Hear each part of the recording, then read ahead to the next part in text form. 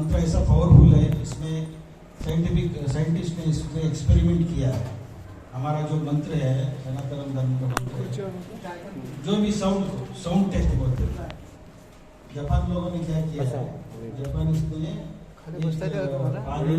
Glass में पानी ले लिया, ग्लास पानी ले लिया, उसको माइक्रोस्कोप के अंदर थोड़ा सा पानी लेके डाल दिया, देखा उधर एक अदर चित्र बनाया, दूसरा मामूली पानी को।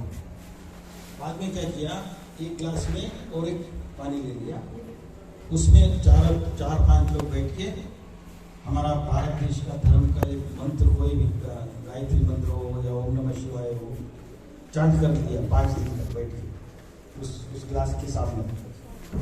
तो उस पानी को फिर से चेक किया माइक्रोस्कोप के अंदर,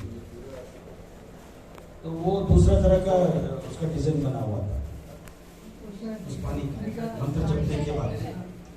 तो हमारा शरीर पंचभूतों से बना है, हमारे अंदर पानी 70% है, तो ये असर पड़ेगा ना मंत्र शरीर के ऊपर।